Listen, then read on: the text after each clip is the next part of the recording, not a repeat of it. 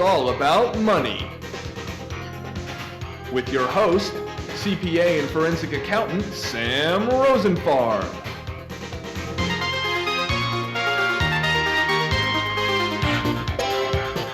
You're watching It's All About Money.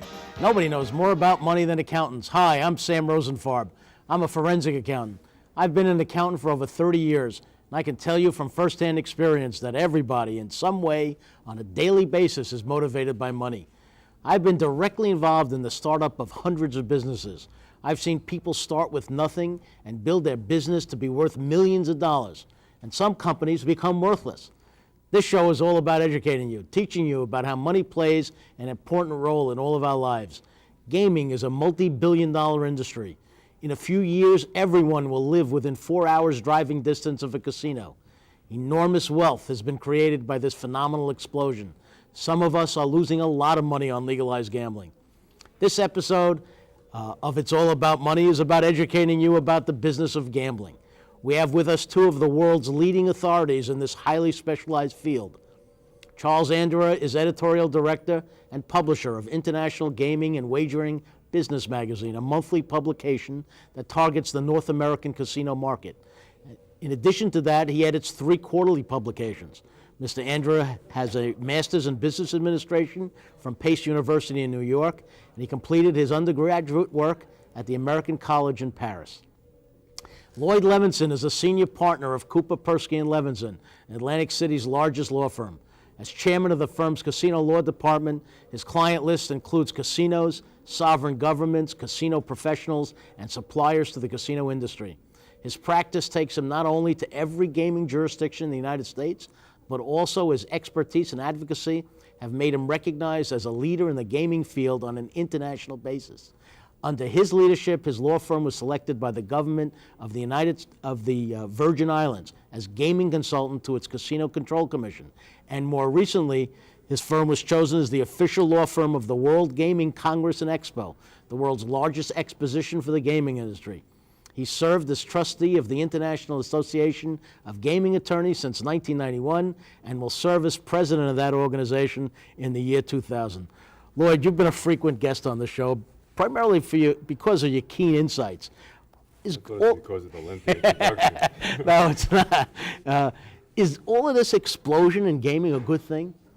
Well, it certainly is a good thing because it is entertainment.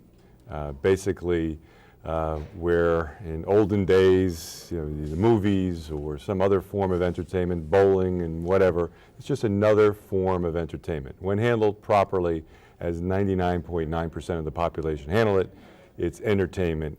It's going with $100 in your pocket and having a fun night, seeing some shows, having some dinner, and putting some money down, and maybe leaving with 200, or maybe leaving with nothing. What are the chances of leaving the casino as a winner? Charles, is it likely that you leave the casino as a winner? Well, it's a business, and time is always on their side, and the percentages are such that the player is more likely to lose than to win on balance.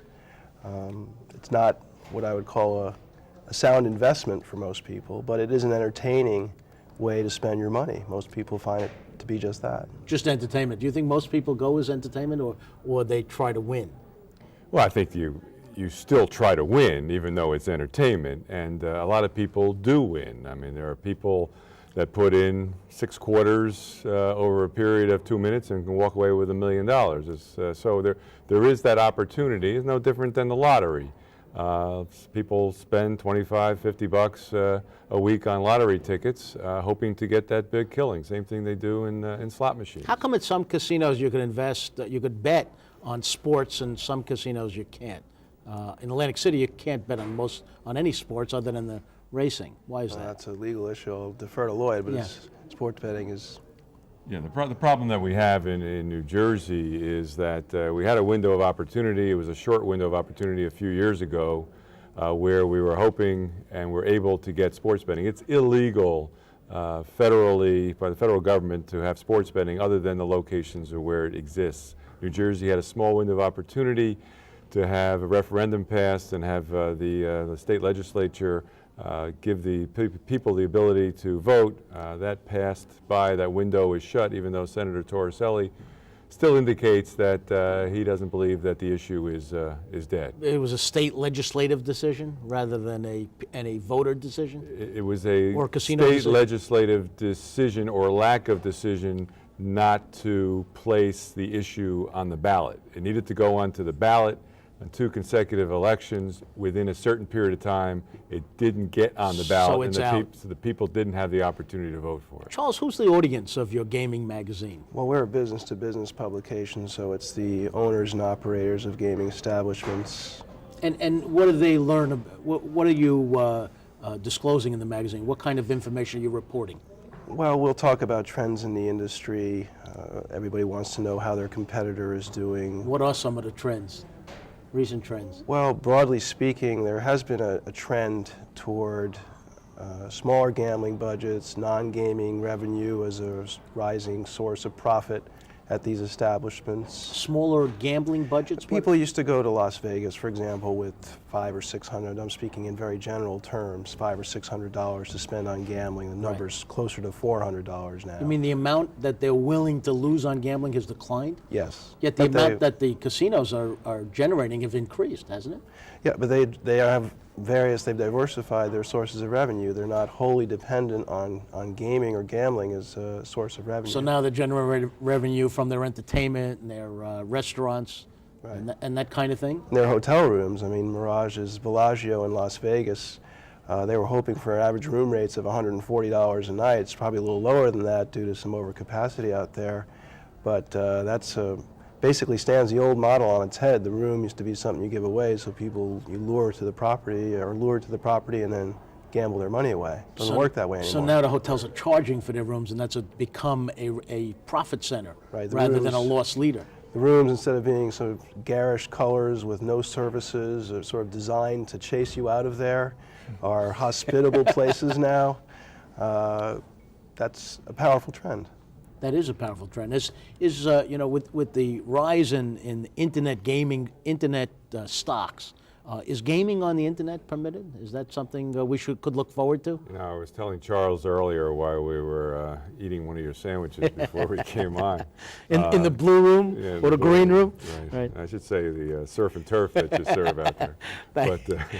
But we were just speaking about that, and I told him that not a week goes by where I don't get a call from a prospective client who says that they want to go and begin an operation of gaming on the internet. And they come to me. Create and they a say, virtual casino. Exactly. And they say to me, just before we start, we'd like your legal opinion that it's legal.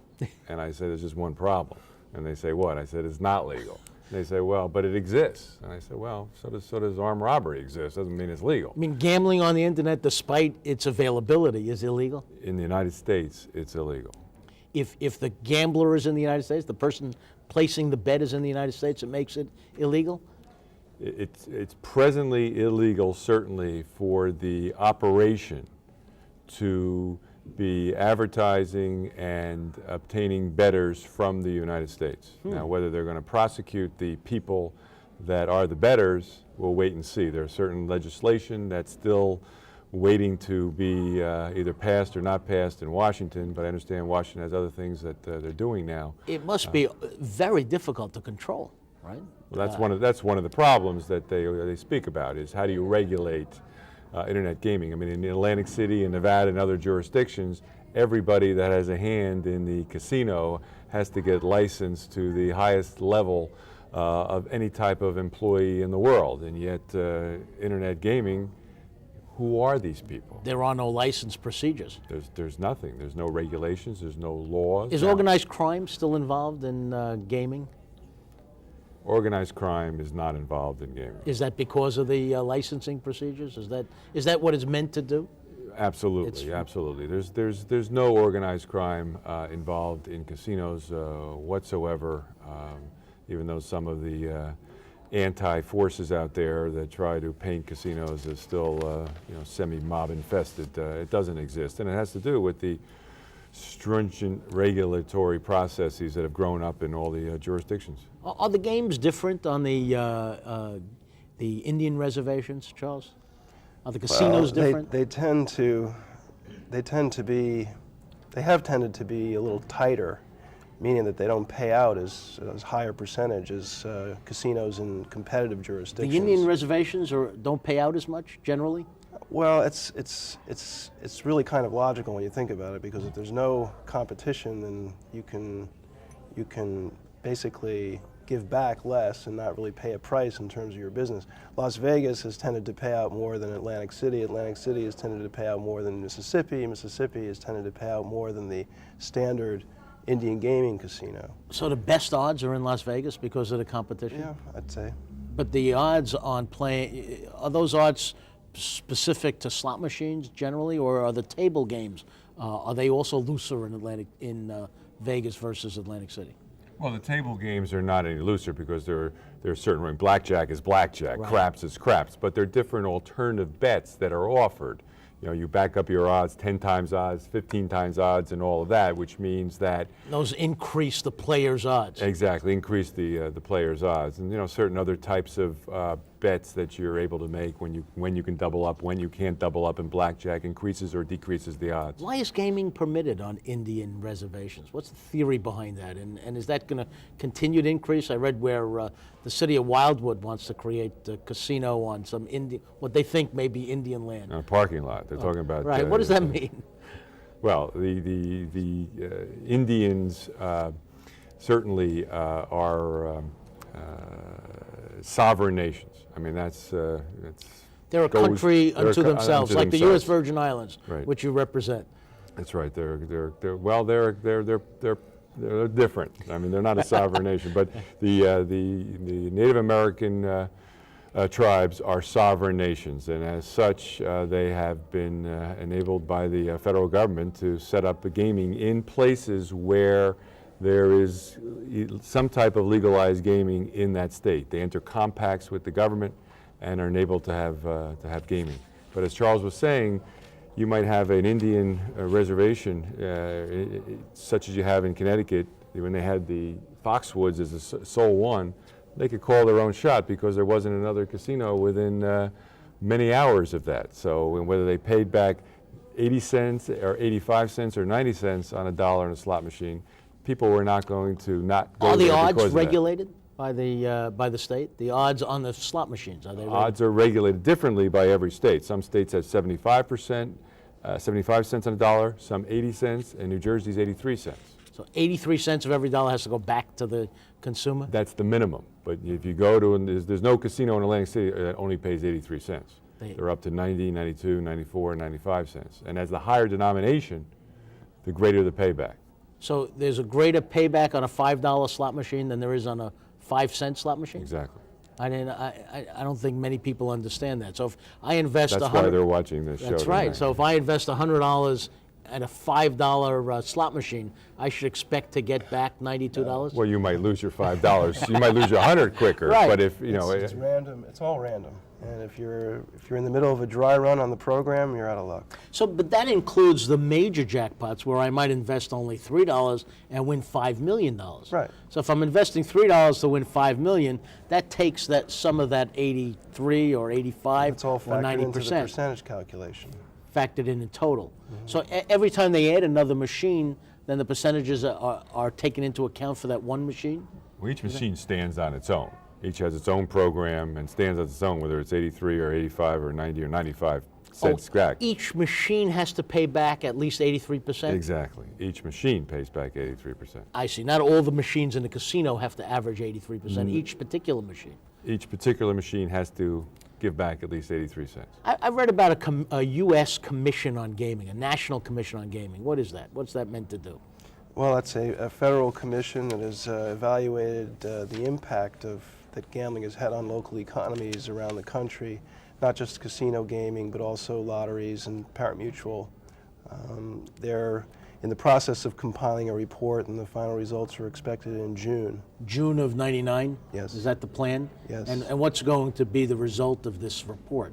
Is it supposed to influence legislation or reduce the number of casinos? Or? It depends upon which member of the commission you talk to. I mean, it runs the gamut from a fellow named Dobson who believes that the casinos are, the toilets of the world, up to the individuals, Terry Lanny, who's president or chairman of MGM, or fellow Wilhelm, who's in charge of the largest union out in Nevada. They're obviously bullish on gaming. So it's What's caused this explosion in gaming over the last number of years, since Atlantic City? Because prior to Atlantic City, there was gaming only in Las Vegas. There were casinos. I guess gaming is more than just casinos, right? Well, I think there were two events, I think, that you can look back to. There was the Indian Gaming Regulatory Act of 1988, which enabled tribes to negotiate compacts with the states and ultimately set up casino-style gaming. And then the recession that hit this country in the early 90s led states to find new sources of revenue. And so it may be another form of tax. With that thought, we'll be back after this short break with It's All About Money with Charles Anderer and Lloyd Levenson talking about how you can make money gambling.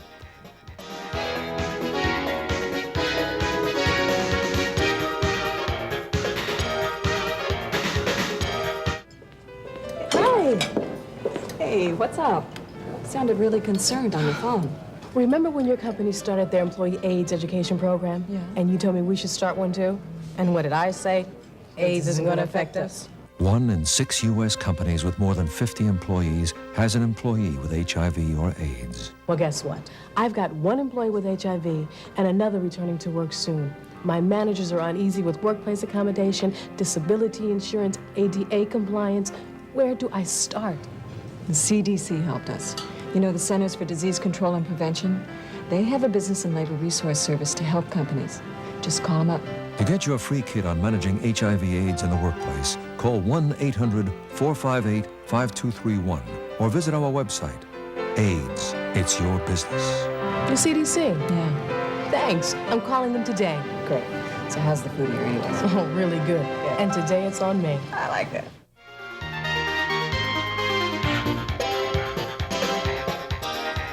Hi, this is Sam Rosenfarb. You're watching It's All About Money, and we're talking about gaming with Charles Anderer and Lloyd Levenson. Charles, right before the break, you were talking about how legislation and the recession influenced the growth of casinos, and that states saw casino revenue, tax revenue, as a way of increasing their coffers. Is that still the case? Well, sure. There are a couple of phenomena.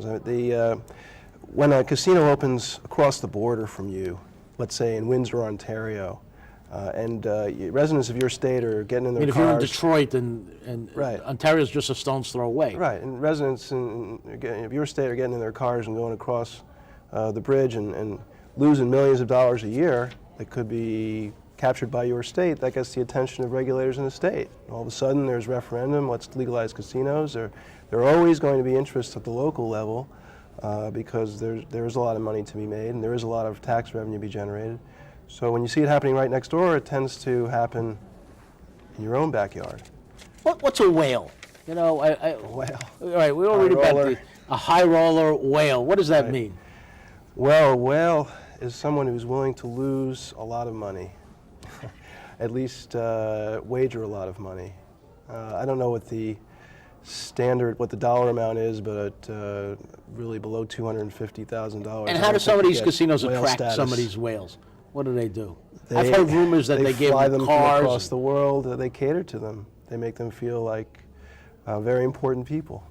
Can the average player get complimentary food and Absolutely. entertainment? Sure. In fact, Sure. there's some phenomenon going on now whereby your slot machine, I'm not saying anything new to any of these people watching that play the slot machines, but you put your card in there, and now by computer it keeps a record of how much you have gambled, and then depending upon the amount of gambling you do will depend upon whether you're going to go to the deli or you're going to go to the steakhouse. You mean you get free meals based on the amount of time you gamble? That's right. The computer keeps track of that. Sure. Absolutely. You don't have to ask for any of these free meals. No, it's They all give- in the, they just pull it up on the computer and you get your free What are some of meal. the best games at the casino?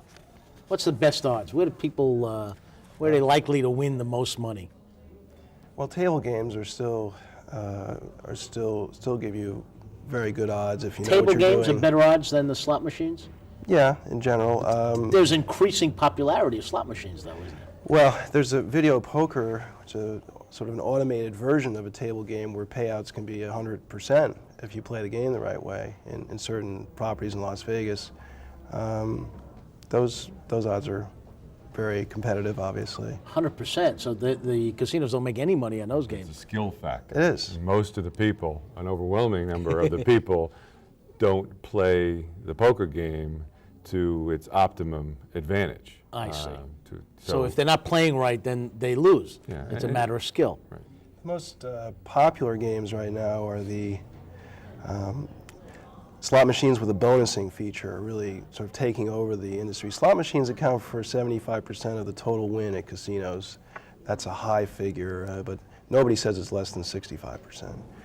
And within that... Has that changed over the last few years? Dramatically. Well, not the last few years, but over time. I mean, table games used to represent a much more substantial percentage of total win.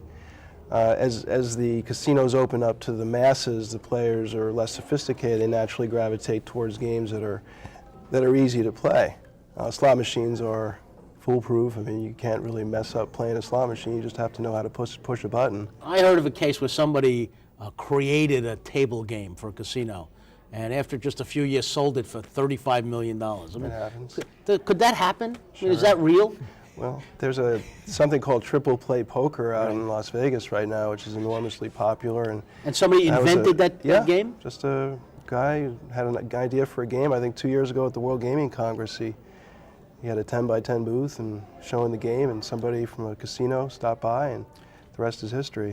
One of the problems with that, for every triple play poker, there are 40 other guys that have ideas that go nowhere. So I mean, it's a tough road when somebody's got an idea for a new game. There's only a few that actually make it. Yeah.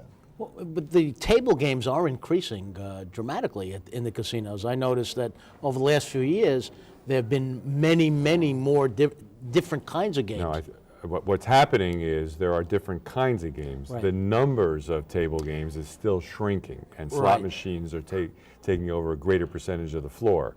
But there are fewer crap tables, there are fewer blackjack tables, and there are some of these new games, different games, other than blackjack or craps or roulette. Right. There are They're these trying different- to bring those people back to the table games. I mean, it's Table games have had some success with the younger people, particularly in like the Hard Rock Casino in Las Vegas. The table games outperform the slot machines in that casino.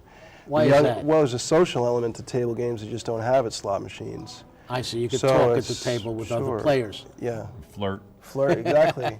I'm Right. a big shot, I'm winning. scars. But this martinis. concept of creating a game, is that something anybody should pursue realistically in hopes to win? Well, I have plenty of clients who realistically pursued it and have games on the casino floor, but it's an expense. So you got to get a patent, you get trademark protection, and then you have to get it approved by the The game casino. could be trademarked and the patented? Oh, absolutely, absolutely. Is there But the cheating in the casino? Is there cheating Yeah. in the casino? There's some cheating that goes on, not from the house side, but there's cheating that goes on. I mean, every time you catch somebody cheating, the next person's thought of a new way to, You mean to cheat. the casino itself isn't cheating? They don't have a little button underneath the roulette wheel that stops the roulette wheel. No, that no, doesn't no. exist. No. But the customers are cheating. The customers are cheating. They're trying to. Some are trying to see the whole card in blackjack the dealer has, and things of that sort. There's slot machines too. ABC's 2020 ran a program on fraudulent claims against casino. Lloyd, you know about it because you were a guest. Why were casinos are targeted for these fraudulent claims, as opposed to entertainment stadiums or libraries or other places? Well, Why casinos? It's because the perception that they have deep pockets. All that glitz and glamour leads a crook to believe that if he stages a fraudulent fall or something like that, that there's going to be a big pot there from which he can get some real Is live it true? damages. Is there a big pot? Is there a... Oh no, it's just the opposite. It's just the opposite because as often happens in life, the more you have, maybe the more chintzy you are with it. And casinos are no different. We represent a lot of casinos, and we absolutely take a no-pay attitude on cases where we have any suspicion that there's any fraud. There are, you've told us about a lot of regulations to control the fairness of the game and keep out organized crime, and that exists pretty much through each gaming jurisdiction throughout the United States. What about other countries? What about gaming in Russia or Africa or South America? Are there any regulations that exist? There are some that exist in most every jurisdiction. The problem is that some of those foreign jurisdictions do not have anything near the level of regulatory oversight that we have in most of the United States. And so those games may not be as fair. Those casinos may not be as fair. They may not be. Yeah, but it's a different culture. I mean, the stigma of organized crime is not really an issue in Europe as it relates to casinos. Casinos have been around for centuries over there, and it's something that respected people have always done. Gambling in general in Europe and other parts of the world, it doesn't carry the same stigma that does in this country. So it's kind of normal that they don't have the same rigorous regulation. What would it cost to create a casino here in the U.S.? If I want to build a Taj Mahal on some empty land in Atlantic City. You've got to be prepared now, Sam, if you want to really compete in the year 2000 and beyond to get $1 billion. $1 billion per casino. $1 billion. Not many people could do that. Right? So the gaming aren't industry, that many casinos. I mean, and the gaming industry is limited, other than casinos which are publicly traded. Is the stock market a place where people go to raise money to gamble? There are gaming stocks. Your magazine reports some of the gaming stocks and their activity. Have they been good investments? Not recently. Why is that? Well, they've underperformed. They haven't met their earnings projections. There's been overbuilding. There have been some takeover stocks that have worked out for investors, but in general, I mean, I think gaming next to gold was the second worst investment in the market in 1998. What's your outlook for '99? Do you have an outlook for gaming stocks generally? It's going to be a tough year. Las Vegas is the market that dominates the entire industry. And there's some significant overbuilding issues in Las Vegas that I think will act as a drag on gaming stocks. Terrific.